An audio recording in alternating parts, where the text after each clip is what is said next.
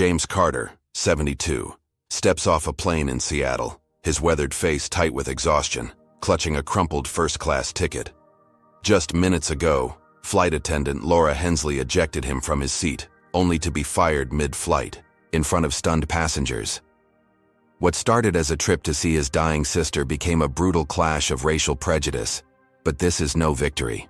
A bigger fight looms, threatening his family, his home, his life. How far will this spiral? Before we dive in, tell us where you're watching from. If you stand for justice, hit like and subscribe for more gripping tales.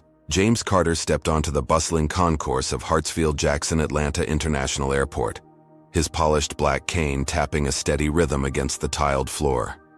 At 72, he carried himself with the quiet dignity of a man who had seen the world shift beneath his feet and fought to hold his ground. His suit, a deep charcoal gray with a crisp white shirt, hugged his lean frame, the fabric slightly worn but meticulously pressed. A faint smile tugged at his lips as he adjusted his silver tie, his gnarled hands trembling just a touch from age. Today was special. After months of planning, he was flying first class to Seattle to see his sister, Eleanor, who lay in hospice care, her time slipping away like sand through an hourglass. His niece Maya had gifted him the ticket, a gesture that warmed his heart more than he could ever express.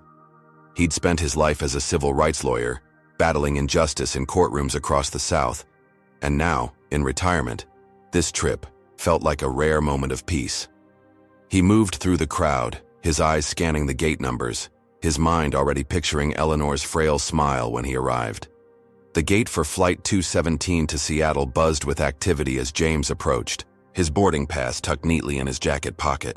Passengers shuffled in line, some tapping impatiently at their phones, others juggling oversized carry-ons. The air smelled of stale coffee and jet fuel, a familiar mix that stirred a flicker of excitement in his chest. He handed his pass to the gate agent, a young woman with a bright smile who nodded warmly as she scanned it. "First class," she confirmed, directing him down the jetway with a wave. James stepped aboard, the cool air of the cabin washing over him as he made his way to seat 2A. The first-class section gleamed with plush leather seats, wide enough to stretch out in, a stark contrast to the cramped economy rows he'd endured for decades. He eased himself down, wincing slightly as his knees protested, then set his cane against the armrest. His fingers brushed the smooth cover of a worn paperback, a collection of Langston Hughes poems he'd brought to read on the flight. He adjusted his round reading glasses, the lenses catching the soft overhead light, and opened the book, savoring the quiet before takeoff. Around him, the cabin filled with the low hum of conversation. A businessman in a pinstripe suit barked into his phone about a merger. A woman in a silk scarf sipped champagne, her laughter sharp and fleeting. James paid them little mind, his thoughts drifting to Eleanor, to the stories they'd share when he reached her bedside. He turned a page, the paper crinkling under his touch, when a shadow fell across his lap. He glanced up, expecting a fellow passenger or a routine check, but instead met the steely gaze of Laura Hensley, the flight attendant assigned to first class. She stood at 5'8", her navy uniform crisp and tailored, her blonde hair pulled into a tight bun that accentuated the sharp lines of her face. At 38, she carried herself with the confidence of someone who thrived on control, her posture rigid, her lips pressed into a thin line. She'd been with the airline for 15 years, climbing the ranks with a mix of charm and ruthlessness, but beneath her polished exterior simmered a quiet resentment, a belief that certain people didn't belong in spaces like this. Laura's eyes flicked over James, taking in his suit, his cane, the way his dark skin contrasted with the pale leather seat. Her smile, practiced and automatic for the other passengers, vanished as if someone had flipped a switch. She tilted her head, her brows knitting together in a faint frown, and took a step closer, her heels clicking against the carpeted floor. "Sir," she said, her voice firm but edged with something colder. "Can I see your boarding pass?" James blinked, caught off guard by the sudden demand. He set the book down, his movements slow and deliberate, and looked up at her through his glasses. "Of course," he replied, his tone calm, almost gentle, as he reached into his jacket pocket. His fingers found the folded paper, and he pulled it out, smoothing it flat before handing it over with a slight nod. He expected her to glance at it and move on, maybe offer a curt apology for the interruption. After all, he'd flown first class before, though not often, and knew the drill. But Laura didn't move on. She took the pass, her manicured nails, tapping against it, and studied it with a scrutiny that made his stomach tighten.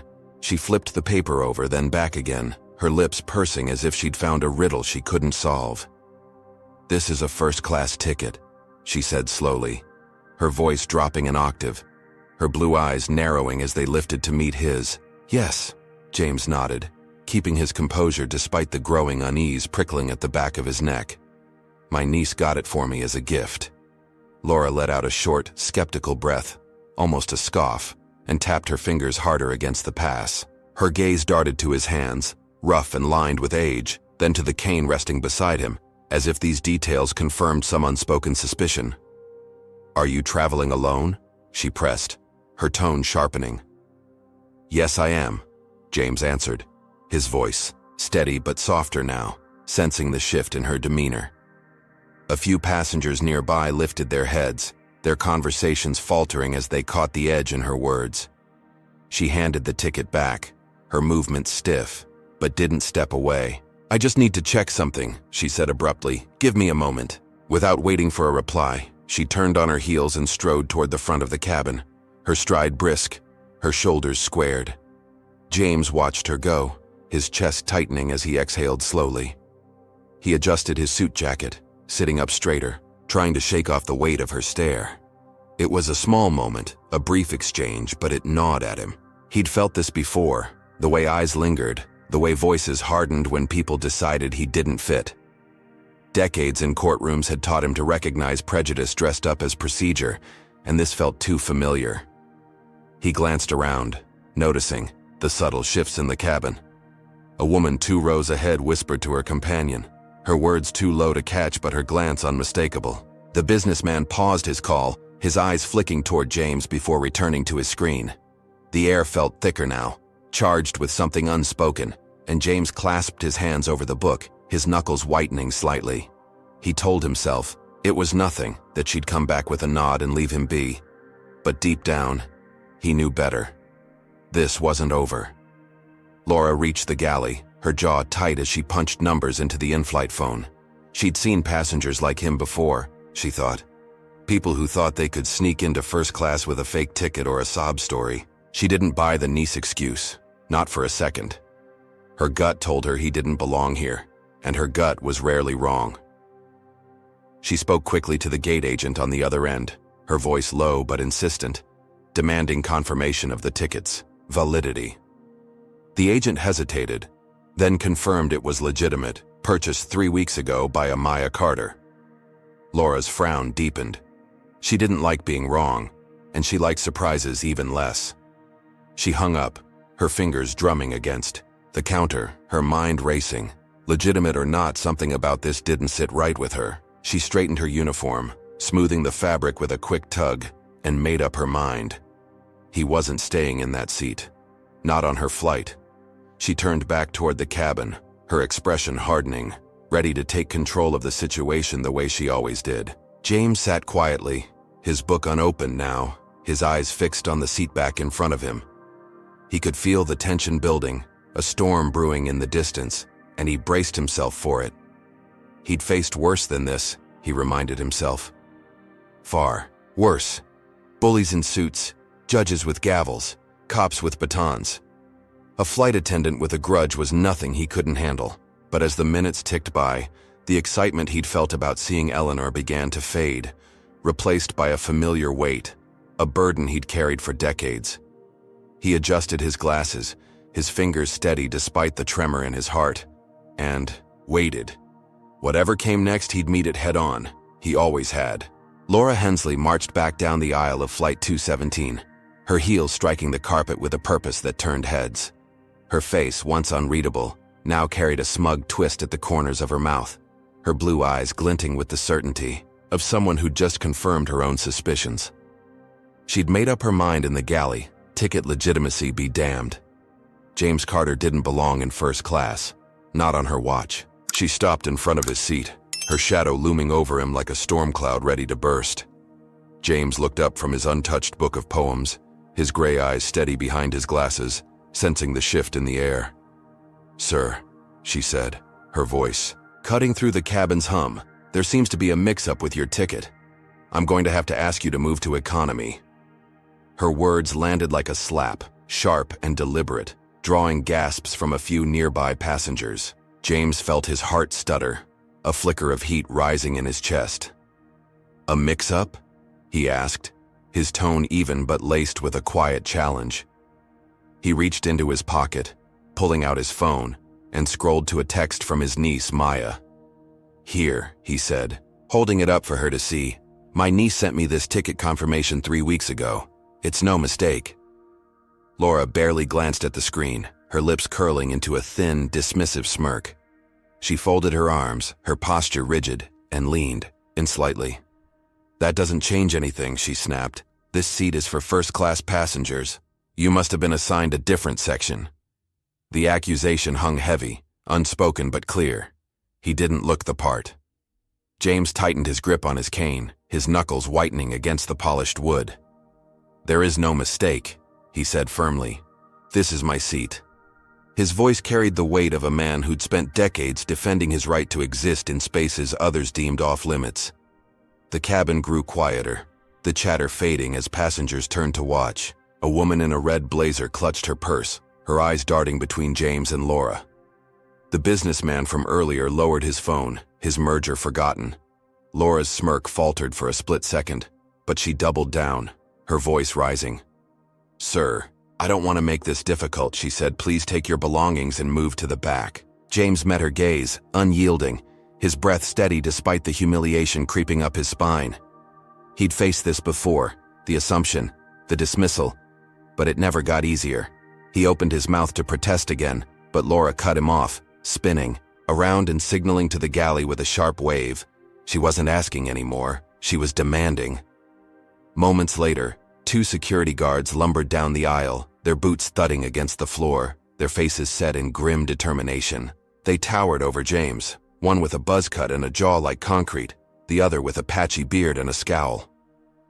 "Sir, you need to come with us," Buzzcut barked, his hand hovering near his belt. James looked up at them, then back at Laura, who stood with her arms crossed, watching like a queen overseeing an execution. "This is unnecessary," he said, his voice calm but edged with steel. "I have every right to be here." The guards didn't care. Beardy grabbed his arm, yanking him up with a force that made his knees buckle. James stumbled, clutching his cane, but Buzzcut snatched it from his grip. "For safety," he growled, tucking it under his arm as if it were a weapon. The passengers erupted in whispers, some craning their necks, others pretending not to see. James felt the weight of their stares as the guards dragged him down the narrow aisle, his polished shoes scuffing the carpet, his suit jacket twisting under their grip. What had he done to deserve this? Could a ticket, a gift from his niece, really unravel into this kind of nightmare? His chest tightened, not from fear but from the raw, burning sting of injustice. He'd fought segregation in the 60s, argued cases in hostile courtrooms, and now, on a plane to see his dying sister, he was being treated like a criminal. Laura followed a few steps behind, her smirk widening, her victory sealed in her mind. She'd shown him his place, or so she thought. They reached the economy section, a sea of cramped seats and flickering overhead lights.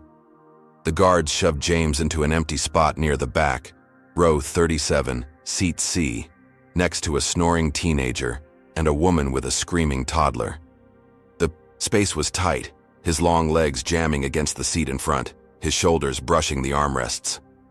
Beardy tossed his travel bag onto his lap, the zipper half open, spilling a pair of socks onto the floor. "Stay here," he grunted, and the guards lumbered off, leaving James to catch his breath.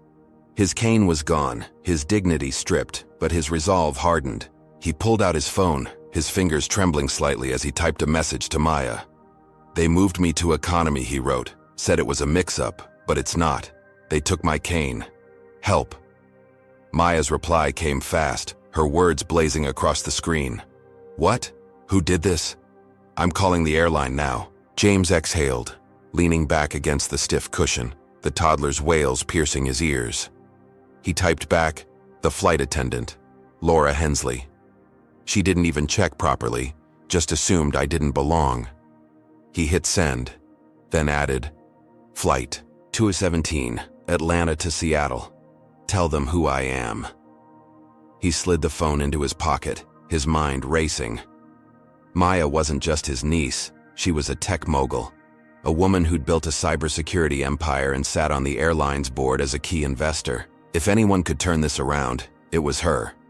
But as the plane's engines roared to life, vibrating through the thin walls, James felt a chill settle over him. This wasn't just about a seat. This was about something deeper, something he'd fought his whole life. Was this the start of a battle he couldn't win? Laura returned to first class, her posture relaxed now, her smirk a permanent fixture. She poured herself a cup of water, sipping it slowly as she scanned the cabin.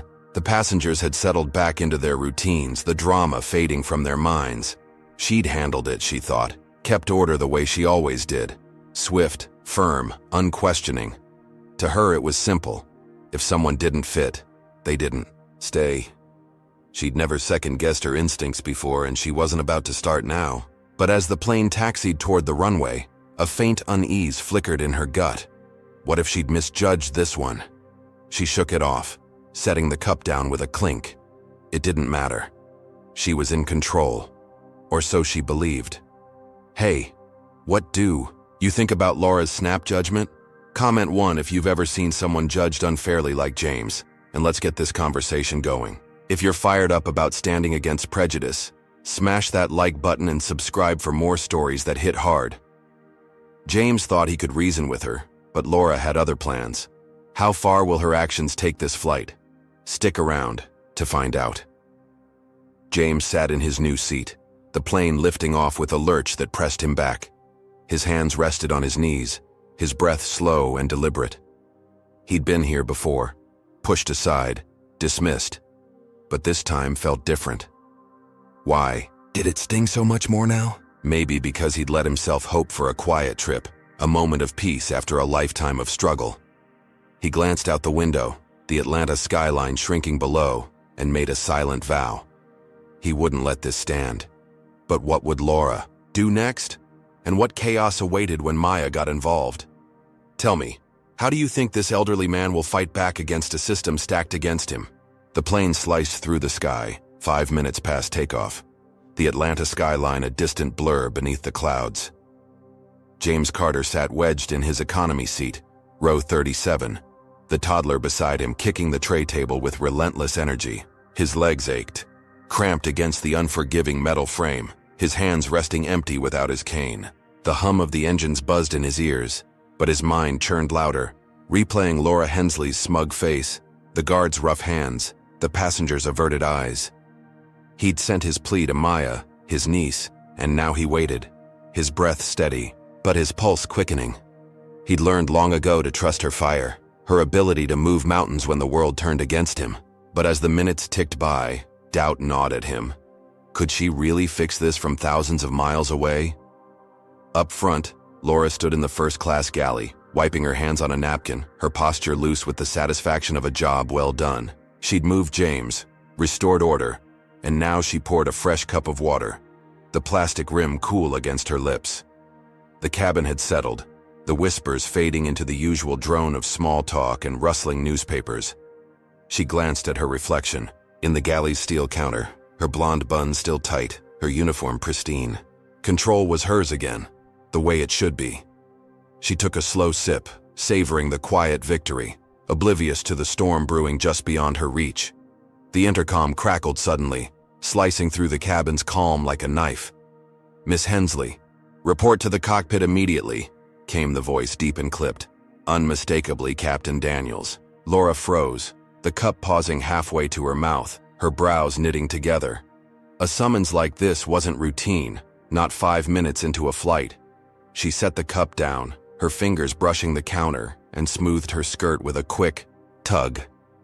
The passengers barely noticed, too absorbed in their own worlds, but a prickle of unease crawled up her spine. What could the captain want now? She straightened her shoulders, forcing her face into a neutral mask, and stepped out of the galley, her heels clicking with measured precision as she approached the cockpit door. Inside, Captain Daniels sat rigid in his seat, his broad frame dwarfing the controls, his salt and pepper hair catching the dim light. At 56, he'd flown for decades, his sharp brown eyes missing nothing. Beside him, the co-pilot, a wiry man with a nervous tic, fiddled with a clipboard, avoiding Laura's gaze as she entered. She tapped the doorframe lightly, stepping in with a practiced smile. "Captain, you needed me?" she asked, her voice steady but tinged with curiosity. Daniels turned, his face a slab of stone, his eyes locking onto hers with an intensity that made her stomach twist. He didn't return her smile. "Sit down," he said, his tone flat, and gestured to a jump seat against the wall. Laura hesitated, then obeyed, her knees brushing the edge as she perched awkwardly, her hands folding in her lap. Before she could speak, the in-flight phone buzzed, its shrill tone cutting through the cockpit's silence. Daniels pressed a button, his movements deliberate, and a voice spilled out, crisp and commanding. "Is she there?" it asked, unmistakably female, carrying a weight that sent a shiver down Laura's spine. "Yes, she's here," Daniels replied, his voice low, his gaze never leaving Laura. The woman on the line didn't waste time. "This is Maya Carter, Flight Operations Board member and corporate investor. We've received a complaint about the removal of a first-class passenger, James Carter. I want an explanation. Now." Laura's breath hitched, her fingers tightening, in her lap. Maya Carter. The name rang a bell, a faint echo from boardroom rumors, but she hadn't connected it to the old man in 2A. Her mind raced, searching for footing, but Daniels cut in before she could respond. "He's my passenger, Maya," Daniels said, and she forced him out of his seat without cause. Laura's mouth opened, a protest forming, but Maya's voice sliced through like ice. "Did you verify his ticket through the system, Miss Hensley?" Laura swallowed, her throat dry as sandpaper. "I checked it," she said, forcing composure.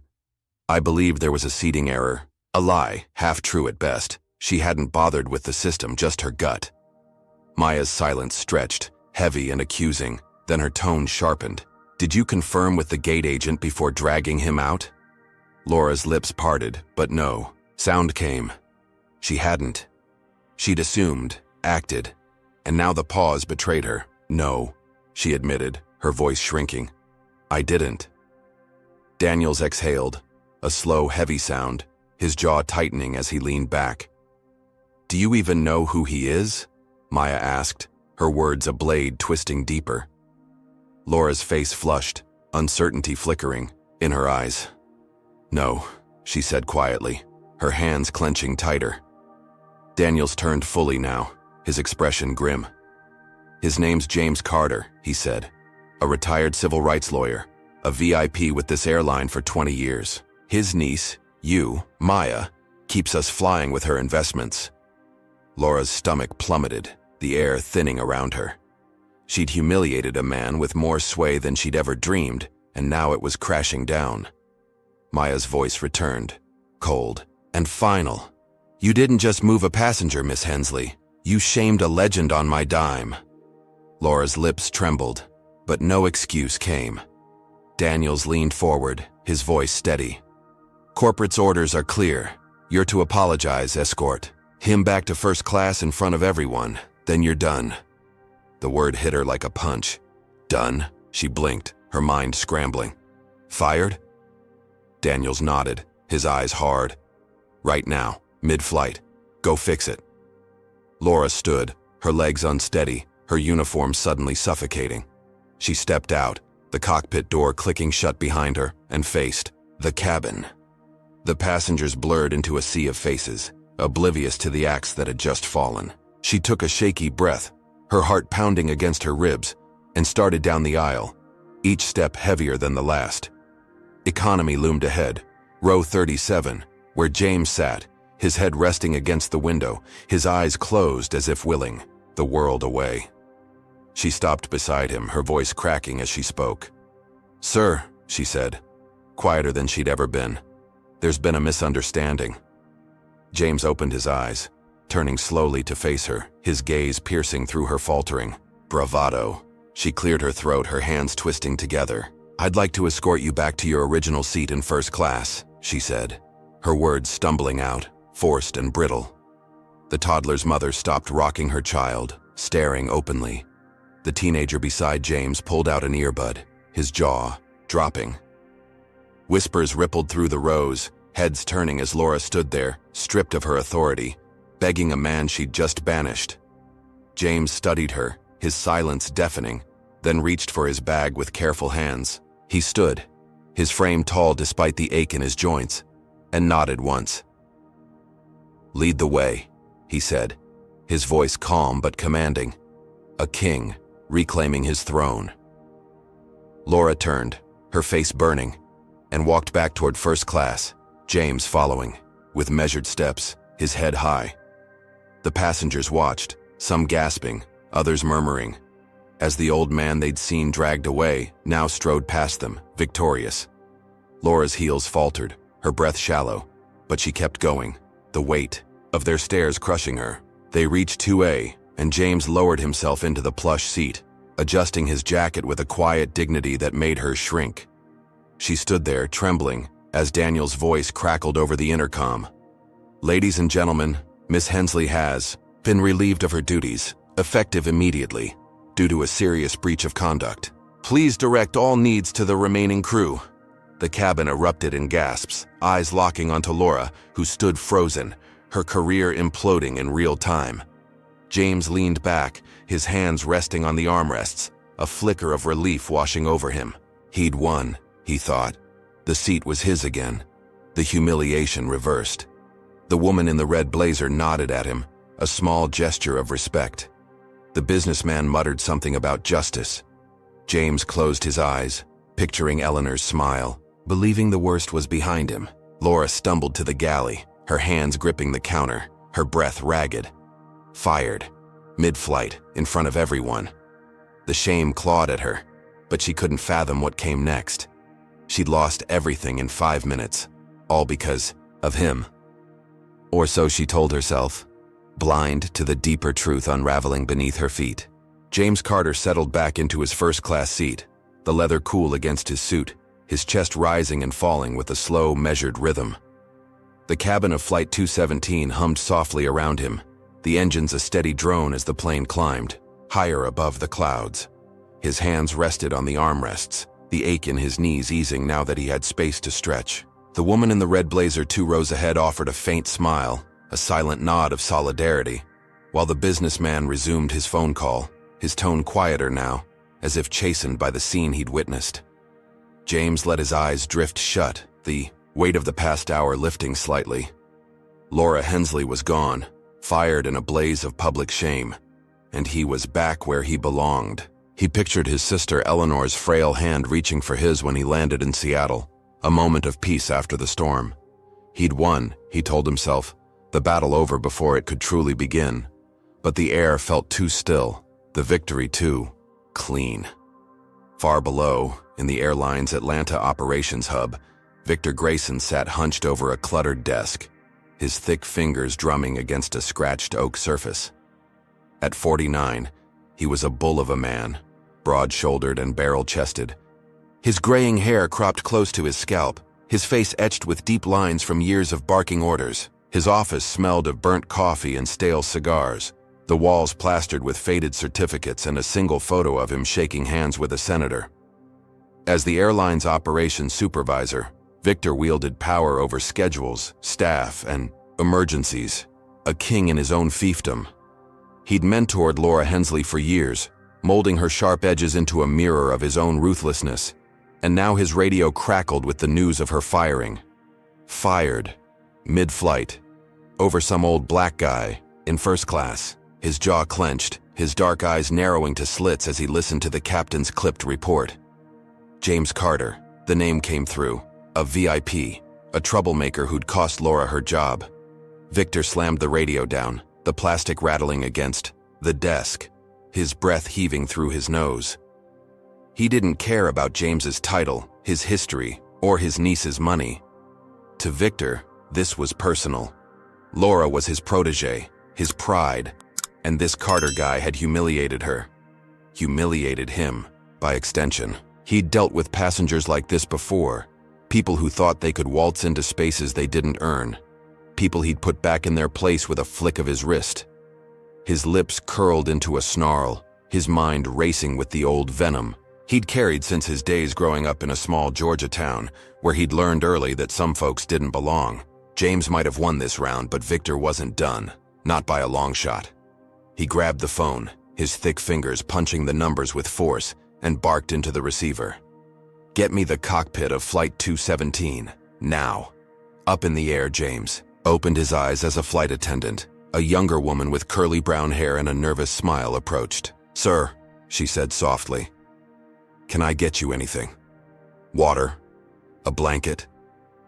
Her kindness caught him off guard, a stark contrast to Laura's venom, and he nodded, his voice gentle. "Water would be fine, thank you." She scurried off, returning moments later, with a chilled bottle, her hands trembling slightly as she handed it over. James thanked her again, twisting the cap with a faint crack, and took a sip, the cold liquid soothing his dry throat. He leaned back, the tension in his shoulders unwinding, believing the worst was behind him. The cabin felt lighter now, the passengers' glances less hostile, some even tinged with respect. He reached for his book of poems, flipping it open, to a dog-eared page, letting the words blur into a quiet comfort. In the cockpit, Captain Daniels adjusted his headset, his brow furrowing as the radio hissed to life. Victor Grayson's voice boomed through, rough and commanding, cutting through the static. "Daniels, it's Grayson," he said. "We've got a situation. That passenger you just reinstated, James Carter, he's a security threat." Daniels blinked, his hand pausing over the controls. "A threat?" he asked, his tone skeptical. "What's the evidence?" Victor didn't hesitate, his words rehearsed, dripping with authority. "Reports from the ground crew in Atlanta, suspicious behavior, possible contraband in his bag. We can't take risks. Divert the flight to Boise, Idaho, immediately." Daniels exchanged a glance with the co-pilot, whose tick flared under the pressure. "Boise? That's 1,000 miles off course," Daniels said. "We're barely out of Georgia." Victor's voice hardened, a growl in his throat. "Do it, Captain, or I'll have your wings clipped too. Corporate's already on edge after Laura." "Don't test me." Daniels grit his teeth, his fingers tightening around the yoke. He didn't trust Victor. Never had. The man was a bully with a title. But the chain of command left little room for debate. He sighed, flipping switches with a practiced hand, and keyed the intercom. "Ladies and gentlemen," he announced, his voice steady but strained due to an unexpected situation, "we're diverting to Boise, Idaho. Please remain seated and calm. We apologize for the inconvenience." The cabin erupted in groans, passengers shifting in confusion, but James felt a chill snake down his spine. "Boise? Why Boise?" He set the water bottle down, his hand trembling slightly, the unease from earlier, creeping back. Something was wrong. Terribly wrong. The plane banked left, the horizon tilting outside the window, and minutes stretched into an eternity as the aircraft descended toward Boise. Laura, still in the galley, her face pale and her hands gripping the counter, overheard the announcement through the wall. A faint smirk flickered across her lips, a spark of hope igniting in her chest. Maybe Victor had her back after all. She stayed silent, her mind spinning, knowing better than to show her cards yet. The plane touched down with a jolt, tires screeching, against the tarmac, and the cabin lights flickered as it rolled to a stop. James peered out the window, his heart sinking as he saw flashing red and blue lights converging on the aircraft. Police cars, 3 of them flanked by armed officers in tactical vests, their faces grim under the Idaho sun. The jetway extended with a groan, and the cabin door swung open, letting in a gust of dry, warm air. Heavy boots pounded up the steps, and 4 officers stormed aboard, their voices booming through the plane. "James Carter," they shouted. "Stand up, hands where we can see them." James froze, his breath catching as passengers gasped, some ducking behind their seats, others staring wide-eyed. He raised his hand slowly, his voice calm despite the panic clawing at his gut. "I'm James Carter," he said. "What's this about?" The lead officer, a stocky man with a shaved head and a scar across his cheek, stepped forward, his pistol drawn but low. "You're under arrest," he barked. "Suspicion of terrorism. Step into the aisle. Now." James stood, his legs shaky without his cane, his suit wrinkled from the cramped economy seat. The officers grabbed his arms, their grips iron tight, and yanked him forward, his feet stumbling as they pulled him toward the exit. Passengers whispered furiously, some filming with shaky phones, others clutching their armrests in shock. Terrorism? The word echoed in James's mind, absurd and surreal, a nightmare he couldn't wake from. He glanced back, catching Laura's eye as she peeked from the galley, her smirk now a full grin, fleeting but unmistakable. The officers dragged him down the jetway, the metal walls closing in, his bag slung over one of their shoulders. He'd thought he'd won, thought the seat was the end of it, but this was something else, something monstrous. Victor leaned back in his chair in Atlanta, a satisfied grunt escaping his throat as he hung up the phone. He'd planted the seed, twisted the truth just enough to make it stick. James Carter wouldn't just lose his seat this time, he'd lose everything. Victor cracked his knuckles, the sound sharp in the empty office, and lit a fresh cigar, the smoke curling around his head like a crown. He'd show this old man what happened when you crossed him. The game was far from over, and Victor was just getting started. James Carter stumbled out of the jetway into the blinding Boise sun, the Idaho tarmac shimmering with heat as the police officer's grips tightened around his arms. His suit jacket hung crooked, one sleeve torn from the rough handling, his legs wobbling without his cane to steady him. The lead officer, Scarface, shoved him toward a waiting squad car, its lights flashing red and blue like a predator's eyes. Passengers from Flight 217 peered through the plane's windows, some filming, others gaping, as the words "terrorism suspect" buzzed through the crowd. James's chest heaved, his breath shallow, his mind reeling. Terrorism? Him? A 72-year-old, man with a book of poems and a ticket to see his dying sister? The absurdity clawed at him, but the cold steel of handcuffs snapping around his wrists made it real. He glanced back, catching Laura Hensley's silhouette in the galley window, her grin a fleeting slash of triumph before she ducked out of sight. The officers yanked open the squad car's door, Scarface barking orders as they searched James's travel bag. Beardy, the second cop, pulled out a small metal tin, popping it open with a smirk. "Look at this," he said, holding up a handful of wires and a tiny battery. "Suspicious items, huh?" James's stomach dropped, his voice rising despite the ache in his throat. "That's not mine," he said. "I've never seen that before." Scarface snorted, tossing the tin into an evidence bag. "Sure, old man," he muttered. "We'll let the feds sort it out." James's eyes widened, his hands trembling in the cuffs. "Planted." The word screamed in his head. But who? Laura? Someone higher? He'd barely processed the thought when they shoved him into the car, the door slamming shut with a hollow thud, trapping him in a cage of vinyl and stale air. The drive to the Boise precinct was a blur, the city's flat streets whipping past as James sat in silence, his knees jammed against the partition. The cuffs bit into his skin, his arthritis flaring.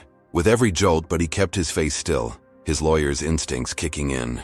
He needed to stay calm, figure out who was behind this, how deep it went. The car lurched to a stop outside a squat gray building, its windows dark and uninviting. Scarface hauled him out, dragging him through a side door into a frigid interrogation room. The walls were bare concrete, the air thick with the smell of sweat and mildew. A single metal chair bolted to the floor. They uncuffed him just long enough to shove him down, then snapped the restraints to a ring on the table, leaving his arms stretched taut. "Where's my cane?" James asked, his voice steady but hoarse. "I need it to stand." Beardy laughed, a sharp, barking sound. "Not a chance," he said. "Might use it to attack us." They left, the door clanging shut, plunging him into silence. Hours crawled by, the cold seeping into James's bones, his medication for his heart condition still in his confiscated bag. He shifted in the chair, wincing as pain shot through his hips, his mind racing to piece it together. Victor Grayson's Name flickered in his thoughts. A shadow from Laura's firing, a man with enough pull to twist the airline into knots. Back on the plane, Laura leaned against the galley counter, her pulse steadying as she typed a quick text to Victor. "Thanks for the save," she wrote. "Knew you'd handle it." His reply buzzed back fast. "Don't thank me yet," he said. "This is just the start." She smirked, tucking the phone away, her firing a distant sting now. Victor had her back, and James Carter was about to learn what happened when you crossed them. In Atlanta, Victor paced his office, the cigar smoke curling around him like a fog. He'd called in a favor with a Boise contact, a crooked ground crew chief who'd planted the wires in James's bag before takeoff, a perfect setup. He grinned, dialing a local news outlet, his voice smooth as he leaked the story. "Got a scoop for you," he said. "Terrorism suspect nabbed mid-flight, James Carter, some radical with a history." The reporter ate it up, and within an hour, headlines blazed across screens. "Civil rights lawyer turned terrorist, man detained after flight diversion." Victor watched the chaos unfold online, his chest swelling with pride. This wasn't just revenge for Laura, it was a lesson, a reminder of who held the real power. James sat in the interrogation room, his head pounding, when Scarface returned, a tablet in hand. "Your bag's full of bomb parts," he said, sliding the device across the table, showing grainy photos of the tin. "Care to explain?" James leaned forward, his eyes narrowing at the images. "That was planted," he said. "I'm a retired lawyer, not a terrorist. I demand my phone call." Scarface smirked, leaning in close, his breath sour with coffee. "You don't get demands," he said. "You're a threat." He left again, and James slumped back, his heart racing, the lack of meds making his chest tight. He'd faced crooked cops before, but this was different, bigger, a machine grinding him down. Across the country in Seattle, Maya Carter sat in her sleek office, her fingers flying across her laptop as James's text burned in her mind. She'd gotten Laura fired, but this? A terrorism charge? She called her lawyer, a wiry ex-prosecutor, named Lena Hayes, her voice sharp with fury. "They've framed him, Lena," she said. "Boise police, airline involvement. It's a setup." Lena's response was calm, calculated. "I'm on it," she said. "I'll be there in 6 hours. Get me everything you've got." Maya hung up, her jaw tight, and pulled up the airline's internal logs, her tech skills slicing through firewalls. She found Victor's name, his calls to the cockpit, his ground crew orders, and sent it all to Lena, her blood boiling. James wasn't just a passenger. He was her uncle, her hero, and she'd burn the world down to save him. The news hit social media like wildfire, hashtags trending as clips of James's arrest looped endlessly. "Terrorist or targeted?" one post asked, racking up thousands of shares. James's face, calm but weary, flashed across screens, his civil rights legacy clashing with Victor's lies. In the precinct, Scarface returned, slamming a file on the table. "You're famous now," he said, grinning. "Too bad it's for all the wrong reasons." James met his gaze, his voice low but firm. "You've got nothing real," he said. "This won't hold." Scarface shrugged, leaving him alone again, the clock ticking past midnight. 12 hours since he'd boarded that plane. "Hey, can you believe they'd frame an innocent man like this?" Comment 1 if you think James deserves justice, not jail, and let's shine a light on this mess. If you're raging at how fast lies can spread, hit that like button and subscribe for more real stories that pull no punches. Victor's playing dirty, but Maya's not backing down. Will she get him out before it's too late? James sat in the dark, his wrists raw, his body screaming for relief. But his spirit held firm. He'd survived worse, he told himself. Lynch, mobs in Alabama, false charges in Mississippi, a lifetime of battles. But as the cold tightened its grip, a question gnawed at him. How much deeper could this go? Victor had turned a seat dispute into a national scandal. But what came next? Could Maya's power outmatch a man who'd rewrite reality itself? Tell me, what do you think happens when a mastermind like Victor doubles down on revenge? James Carter sat slumped in the Boise precinct's interrogation room, the cold metal chair digging into his back, His wrists chafed raw from the handcuffs. 12 hours had passed since his arrest, the clock on the wall ticking past 2 in the morning, its hands mocking his exhaustion. His suit was a wrinkled mess. His knees throbbed without his cane, and his chest tightened from the lack of heart medication still locked away in his confiscated bag. The fluorescent light buzzed overhead, casting harsh shadows across his face, but his gray eyes remained sharp, glinting with the resilience of a man who'd faced down worse odds. He'd survived the night, endured Scarface's taunts and the planted evidence, clinging to the hope that Maya, his fierce niece, was fighting for him somewhere beyond these walls. The door creaked open, and he straightened, expecting another round of jeers, but instead, a new figure stepped inside. Lena Hayes was a force compacted into a wiry frame, her short black hair streaked with silver, her brown eyes cutting through the room like a blade. At 48, she'd spent 2 decades as a prosecutor before flipping sides to defend the wrongly accused, her reputation built on dismantling crooked cases. She carried a leather briefcase, her navy blazer crisp despite the red-eye flight from Seattle, and her presence shifted the air. "Mr. Carter," she said, her voice low and steady. "I'm Lena Hayes, your lawyer. Maya sent me." James exhaled, a flicker of relief softening his features. "Thank God," he murmured, his hands trembling slightly as he clasped them on the table. Lena set her briefcase down, popping it open with a snap, and pulled out a tablet. "We've got work to do," she said. "I've seen the evidence, and it's a sham." She slid the tablet toward him, the screen glowing with photos of the metal tin and wires from his bag. "This," she said, tapping the image, "was planted by the airline's ground crew in Atlanta. I've got Maya's data, logs showing Victor Grayson's, orders to tamper with your luggage before takeoff." James's jaw tightened, his suspicions confirmed. "Victor," he said. "The supervisor?" Lena nodded, her lips pressing into a thin line. "He's the puppet master," she said, "pulling strings to frame you as a terrorist." But he slipped up. "The crew chief's sloppy, left fingerprints on the tin that don't match yours. I've already filed a motion with the Boise DA to dismiss this nonsense." James leaned back, his breath steadying. "How soon?" he asked. Lena glanced at her watch. "Give me an hour," she said. "I'm meeting the prosecutor now." She left, the door clanging shut, and James sat alone again, the silence less oppressive now. Lena's confidence fueled him, a lifeline in the dark. He pictured Maya hunched over her laptop, her tech empire bending the world to save him, and a faint smile tugged at his lips.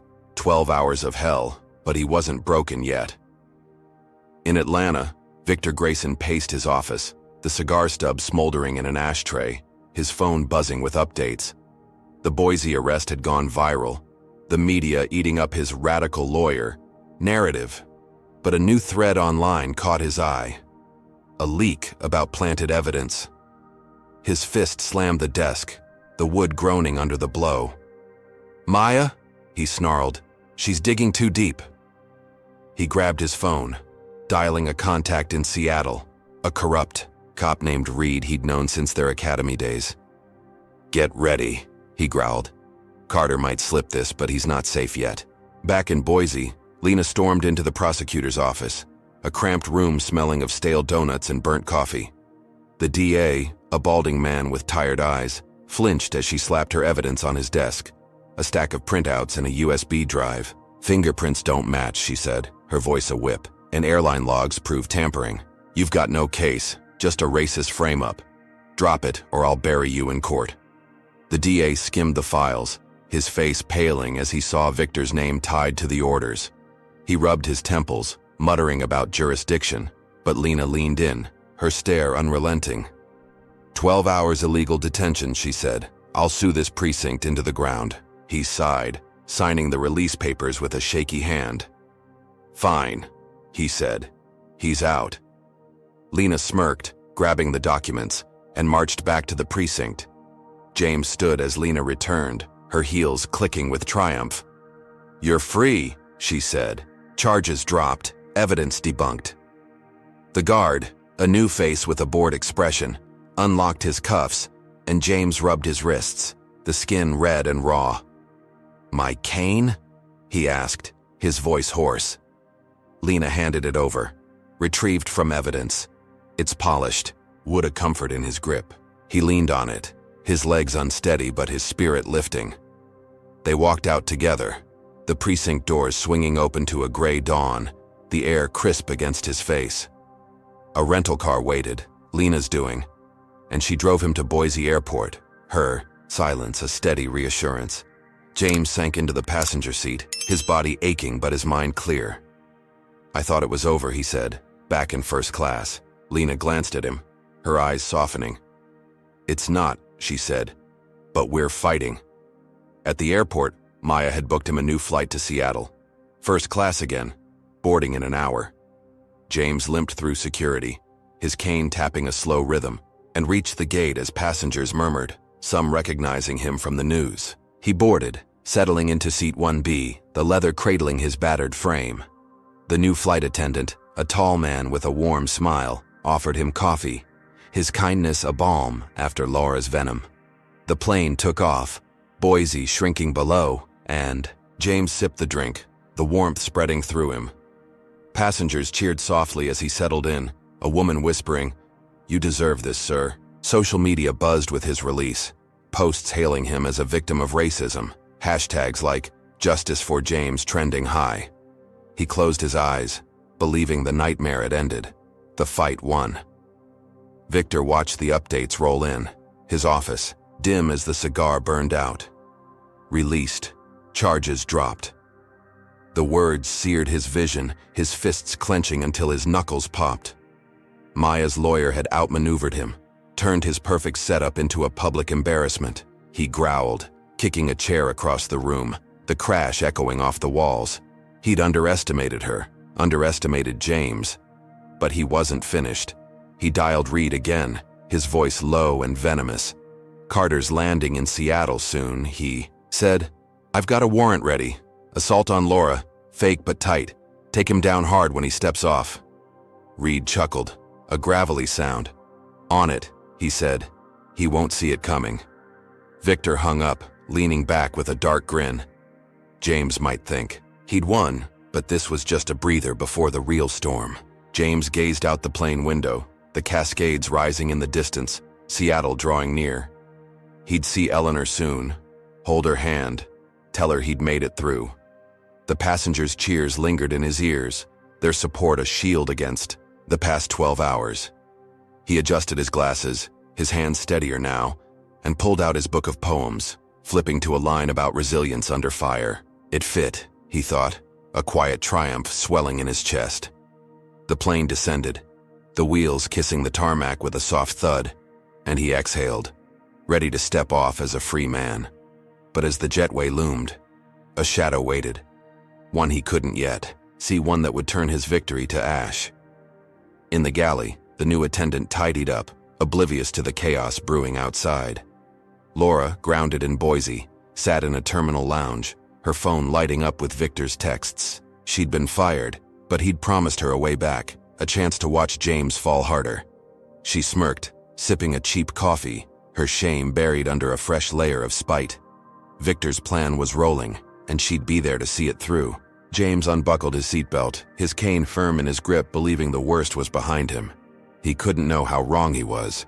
The plane taxied to the gate at Seattle-Tacoma International Airport, the late afternoon sun casting long shadows across the tarmac as James Carter unbuckled his seatbelt.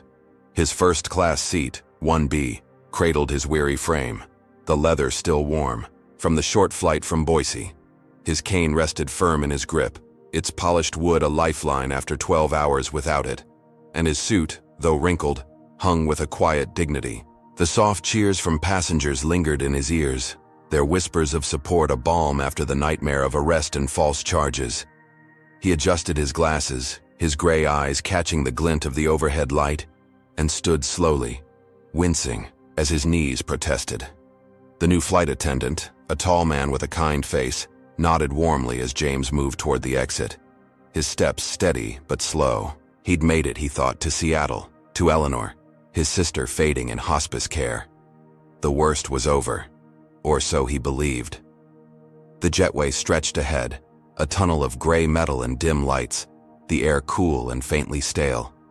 James shuffled forward, his cane tapping a soft rhythm, his travel bag slung over his shoulder, its weight a reminder of the planted evidence he'd just escaped. Passengers from economy trailed behind, their chatter a distant hum, but the jetway felt oddly quiet, the usual bustle muted. He reached the halfway point, the gate in sight, when a figure emerged from the shadows, broad and menacing, blocking his path. Officer Reed stood 6'3", his Seattle PD uniform stretched tight over a barrel chest, his buzzed blonde hair glinting under the fluorescent bulbs. His green eyes narrowed, his thick hands resting on his belt, a falsified warrant crumpled in his fist. "James Carter," he barked, his voice a gravelly growl. "You're under arrest." James froze, his breath catching, his cane halting mid-tap. "Arrest?" he asked, his tone steady but laced with disbelief. "I was just cleared in Boise. What's this about?" Reed stepped closer, his boots thudding against the floor, a smirk twisting his scarred lip. "Assault," he said. "You attacked a flight attendant. Mid-flight, Laura Hensley. Got a witness statement and a warrant right here." He waved the paper, its ink fresh from Victor Grayson's printer. A lie crafted with precision. James's mind raced, his lawyer's instincts flaring. "That's impossible," he said. "She was fired. I never touched her." Reed's smirk widened, his hand darting out to grab James's arm, twisting it hard. "Tell it to the judge," he snarled, yanking him forward with a force that made James stumble, his cane clattering to the ground. Screams erupted behind them, passengers spilling from the plane, some clutching phones, others shouting in confusion. Reed didn't flinch, his grip tightening as he slammed James against the jetway wall, the metal cold against his cheek. James grunted, pain shooting through his shoulder, his glasses slipping down his nose. "Let me go," he said, his voice hoarse. "This is a mistake." Reed laughed, a harsh guttural sound, and drove his knee into James's back, pinning him there. "No mistake," he said. "You're done, old man." He reached for his baton, its black surface gleaming, and swung it down, striking James's side with a sickening crack. James gasped, his knees buckling, blood seeping through his torn shirt as travelers shrieked, their voices a chaotic blur. Maya Carter burst through the gate, her sleek black coat billowing, her dark eyes wild with panic. She'd raced to SeaTac after Lena's call confirming James's release, expecting to greet him with a hug. Not this. She pulled out her phone, her fingers trembling as she hit record, capturing Reed's baton crashing down again, James's body crumpling under the blows. "Stop!" she shouted, her voice piercing the chaos. "He's innocent." Reed spun, his face twisting, with rage, and lunged at her, snatching the phone from her hand. "Evidence," he growled, pocketing it with a sneer. "You're interfering with an arrest." Maya staggered back, her fists clenched, but two more officers emerged, blocking her path, their hands on their holsters, daring her to move. James lay sprawled on the jetway floor, his breath ragged, blood pooling beneath him, his cane just out of reach. Passengers crowded the gate, some filming, others yelling for help, but the officers formed a wall, their shouts drowning out the "please." Reed hauled James up, his grip bruising, and dragged him toward the terminal, his limp body leaving a smear of red on the carpet. Maya followed, her voice breaking as she called after him. "I'll fix this, Uncle James," she said. "I swear," but Reed shoved her back, his elbow catching her chest, sending her stumbling into the crowd. James turned his head, his vision blurring, her anguished face the last thing he saw before the officers pulled him through a side door. Victor Grayson watched from a distance, leaning against a pillar in the terminal, his thick arms crossed, a dark grin splitting his face. He'd landed in Seattle an hour earlier, a private flight to oversee his next move, and now he savored the chaos unfolding. Reed had executed the plan flawlessly, the fake warrant a masterpiece of corruption, Laura's statement typed up in Boise and faxed over with Victor's signature. He'd turned James's release into a trap, a brutal lesson in who held the real power. His phone buzzed, a text from Laura flashing across the screen. "He's down," she wrote. "Good work." Victor chuckled, pocketing the device, his eyes glinting with malice. This wasn't over, not until James was broken beyond repair. The squad car roared out of SeaTac. James slumped in the back, his side throbbing, His glasses cracked against his face. Reed drove, his knuckles white on the wheel, humming a tuneless song, as if this were just another day. James pressed his hand to his ribs, feeling the wet warmth of blood, his breath shallow but his mind sharp. Victor, he thought. This was Victor. Reed's attack too precise, too timed. He'd faced beatings before, fists and batons in back alleys during the civil rights marches, but this was surgical, a strike meant to bury him. His sister Eleanor flashed in his mind, her hospice bed waiting, her time slipping away, and a pang of despair cut deeper than the pain in his body. Would he ever reach her now? Maya raced to her car in the parking lot, her breath hitching as she dialed Lena Hayes, her voice trembling with fury. "They beat him, Lena," she said. "Some cop named Reed, fake assault charge, took my phone with the video." Lena's reply crackled through, calm but urgent. "I'm on my way," she said. "Get to the precinct. I'll pull every string I've got." Maya slammed the car into gear, tires squealing as she peeled out, her heart pounding. She'd seen James fall, seen the blood, and the image burned into her skull. Victor had escalated this beyond a seat, beyond a frame-up, into something vicious, personal. She gripped the wheel, her resolve hardening. She'd save him no matter what it took. At the precinct, Reed shoved James into a holding cell, the bars clanging shut, his bloodied form collapsing onto a concrete bench. No medic came, no questions asked, just Reed's smirk as he walked away, tossing James's cane into a corner, like trash. James clutched his side, his suit soaked red, his glasses dangling from one ear, but his eyes burned with defiance. He'd survived Boise, survived the lies, and he'd survived this. But as the cell's chill sank into his bones, he felt the weight of Victor's reach, a man who wouldn't stop until he'd crushed every piece of him. His sister's visit hung in the balance, a fragile thread ready to snap. Victor lingered, at the airport, watching travelers scatter, their phones buzzing with clips of the attack. He lit a fresh cigar, the flame flickering in his thick fingers, and exhaled a plume of smoke.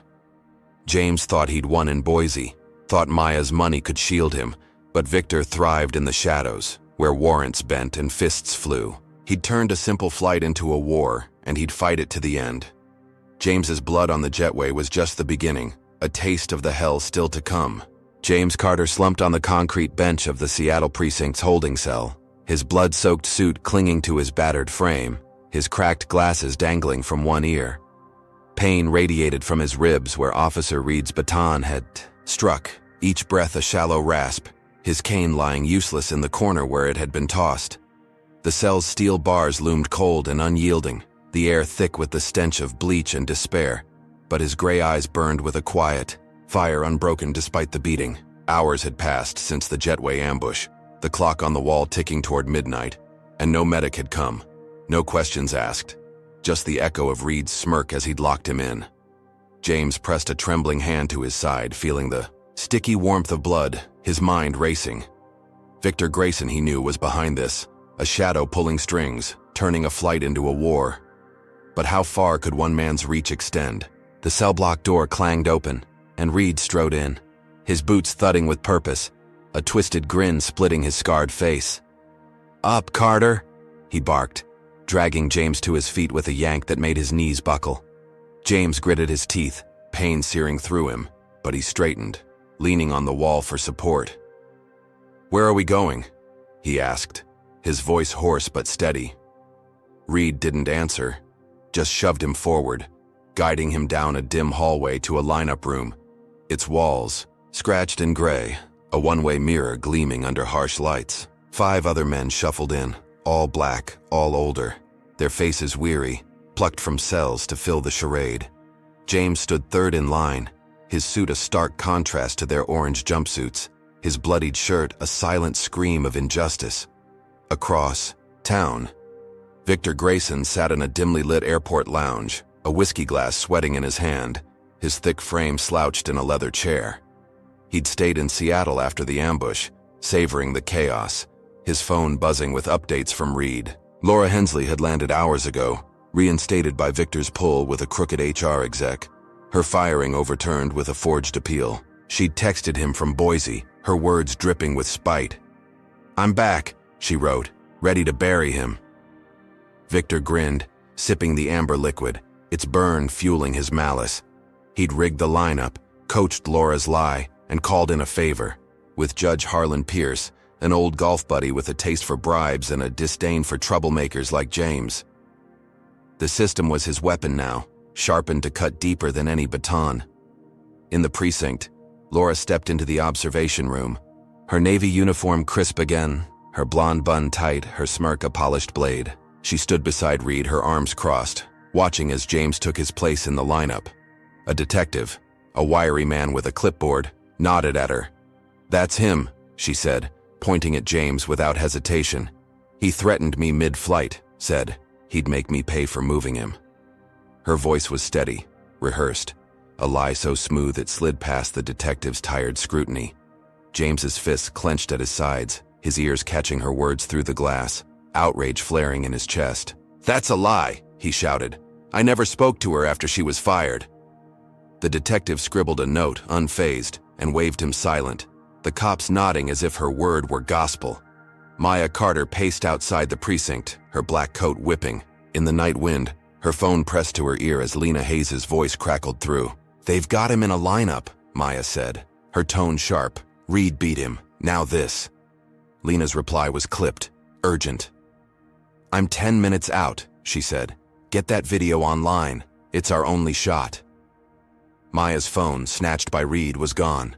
But a passenger's clip had surfaced, shaky footage of the jetway attack leaking onto social media.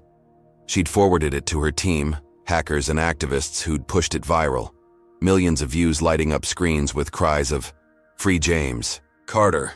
Protests swelled outside the precinct, a crowd chanting his name, their signs glowing under streetlights. But Victor countered fast, leaking a doctored clip through a fake account, showing James lunging at Laura mid-flight, a seamless forgery that muddied the truth. Inside, the lineup ended, and Reed dragged James to a courtroom down the hall. A late-night arraignment rushed through Victor's strings. Judge Pierce sat high on the bench, his jowly face flushed from a dinner of steak and wine, his black robe wrinkled from haste. He peered down at James, his eyes cold, dismissing Lena's absence with a wave. "Assault on a flight attendant," he said, reading the falsified charge. "Serious offense." James stood, his caneless frame trembling but tall, his voice cutting through the room. "It's a lie, Your Honor," he said. "I'm the victim here, beaten and framed." Pierce smirked, glancing at Laura in the gallery, her nod confirming her tale. "Bail denied," he barked, banging his gavel. "Remanded to custody." Reed hauled James back to the cell, the bars slamming shut, his sister Eleanor's fading life now a distant dream. Victor watched the news from the lounge, a local station flashing James's mugshot, the headline screaming, "Civil rights hero or violent thug." He chuckled, the whiskey glass empty now, his plan clicking into place. Laura's lie, Reed's fists, Pierce's gavel, all pieces of a machine he'd oiled with hate and power. Protests raged outside, but the doctored video sowed doubt, splitting the crowd, some turning away, convinced James was guilty. Maya stormed into the precinct, her face pale, finding Lena at the desk, arguing with a clerk. "They've buried him," Maya said, her voice breaking. "No bail, no chance." Lena gripped her arm, her eyes fierce. "We've got the real video," she said, "and Victor's tracks. We fight back now." James sat in the cell, his blood drying into a crust, his ribs screaming with every move, but his spirit held firm. He'd faced rigged courts before, judges who saw his skin before his case, and he'd outlasted them all. Eleanor's face haunted him, her hospice bed empty without him, and a tear slipped down his cheek, the first he'd shed since this began. Victor had turned the system against him, a wall of lies and fists. But James whispered to himself, "I'm still here." He'd fight, even from this cage, because giving up wasn't in him. Imagine a system so twisted it locks up a hero like James.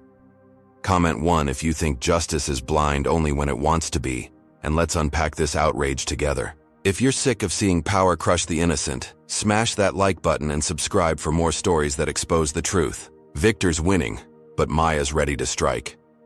Can she break this wall of corruption? James leaned against the cell wall, his breath a faint wheeze, the cold steel pressing into his bruised back.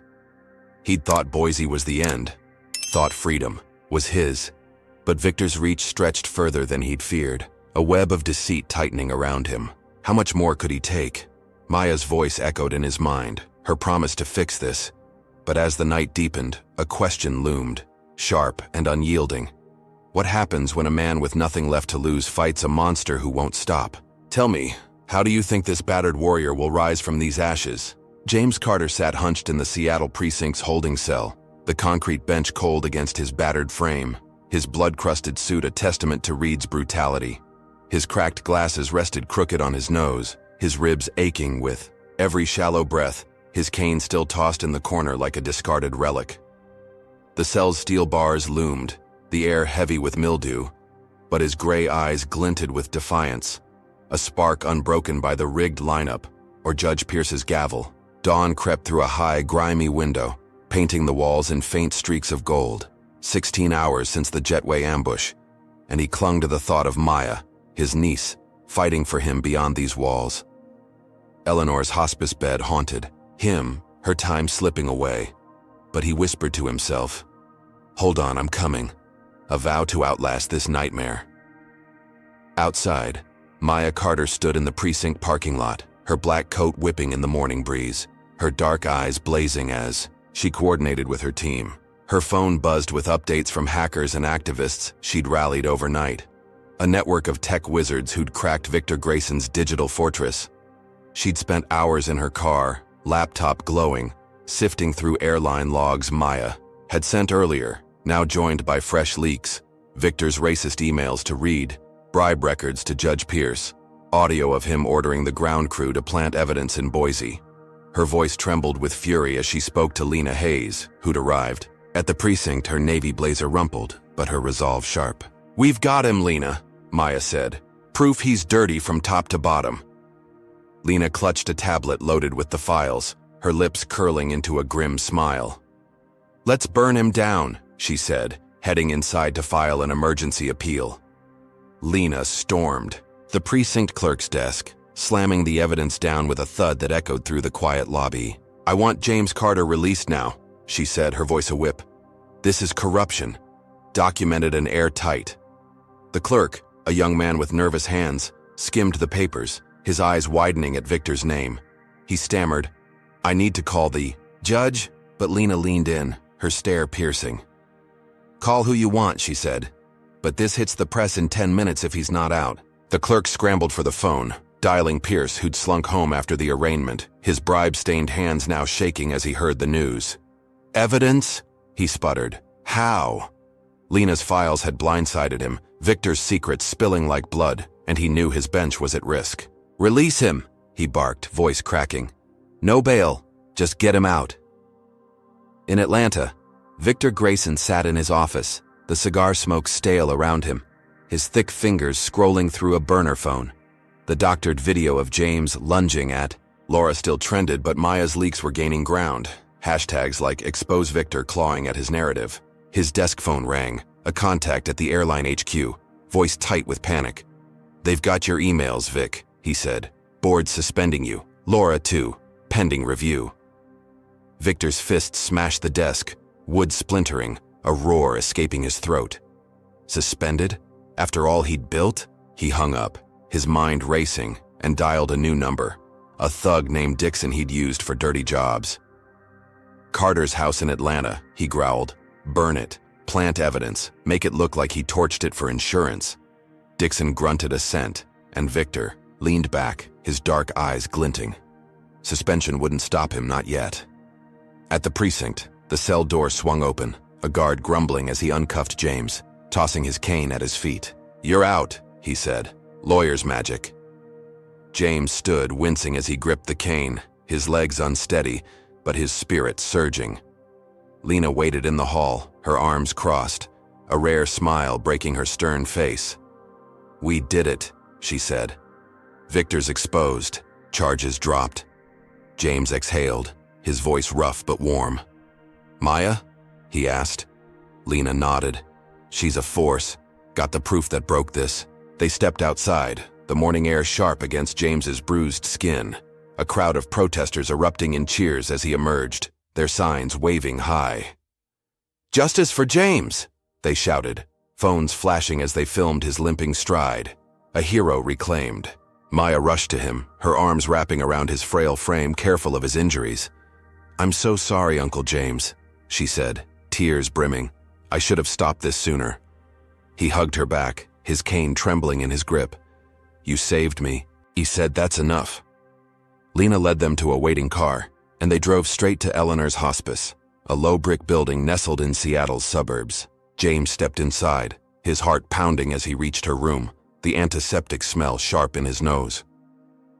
Eleanor lay frail under white sheets, her skin paper thin, her eyes fluttering open at his voice. "James?" she whispered, a weak smile breaking through. He sank into a chair beside her, grasping her hand, its warmth a lifeline. "I'm here," he said. "I made it." She squeezed back, faint but real, and for a moment, the world beyond faded. Victor's suspension hit the news, headlines screaming, airline exec exposed in racism scandal, Maya's leaks dismantling his empire. The board scrambled, firing Laura again, her reinstatement revoked as her lies unraveled. She sat in a Boise hotel, her phone dark, her career ashes once more.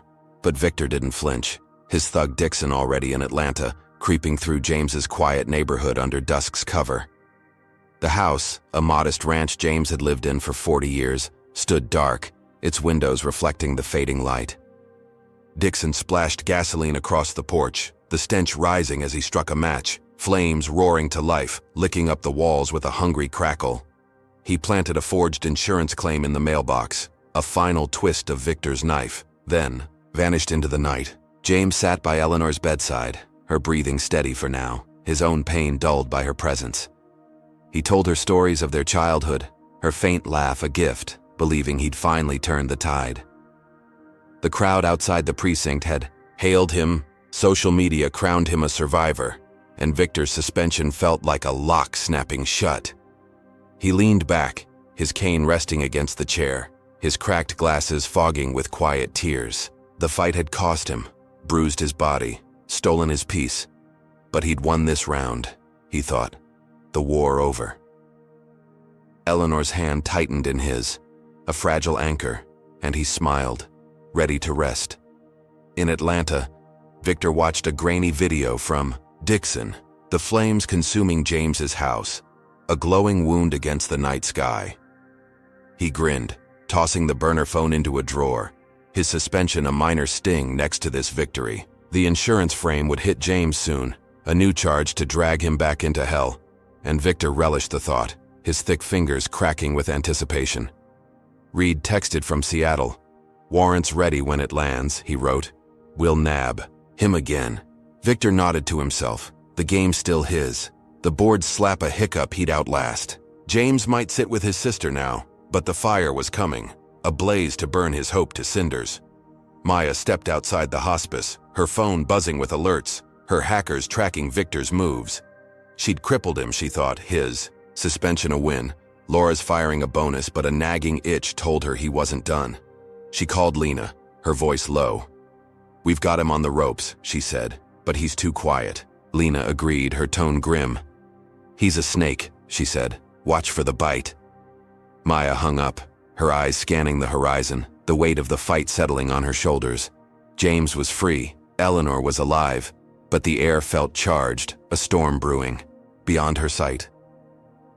James traced Eleanor's knuckles with his thumb, her smile fading as sleep took her, his own exhaustion pulling at him. He'd survived the cell, the beating, the lies, and now he sat here, a battered warrior with a moment of peace.